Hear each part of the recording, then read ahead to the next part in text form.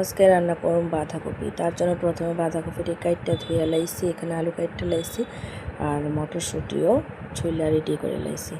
এখন আমি কড়াইয়ের মধ্যে তেল দিয়ে লাইছি, তেজপাতা দিয়ে লাইছি, পাঁচফোড়ন দিয়ে লাইছি, এদিকে সিদ্ধ করে লাইছি বাঁধাকপিটি আর একটু জল ফালাই দিছি সিদ্ধ করে।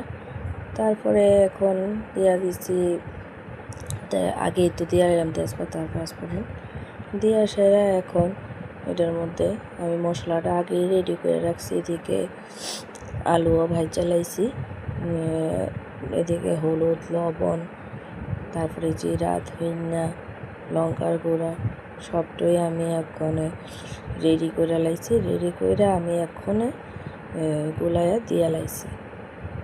দিয়া সেটা মশলাটার মধ্যে আমি মটরশুঁটিও দিয়ে লাইছি যাতে একটু ভাজা ভাজা হয়, একবারে ভাজা আলুটিও দিয়ে লাইছি, আলুটি যে ভাজা রাখছিলাম। এখন এটি দেওয়ার পরে একটু কষায় সেরা তখন কষা গেছে। এবার আমি ওই ভাপানো বাঁধাকপিটি দিয়ে লাইছি, দিয়ে সেটা এখন আমি একটু আবার ঠাইকা দেওয়ানে একটু মজা গেছে। এবার আমার এটা মাখা মাখা হয়ে গেছে। এখন মাঝখান দিয়ে আবার একটু সবজি মশলাও দিয়ে লাইছি, এটা দেখাতে পারছি না। এখন নামানোর সময় আমি শুধু গরম মশলা দিয়ে লাইছি, গরম মশলা দিয়ে সেটা একটু নাড়াচাড়া দিছি, দিয়ে সেটা এখন আমি এই তরকারিটা নামাইলাম। আর এদিকে বয়া দিছি আমি মুড়ি ভাজা। আবার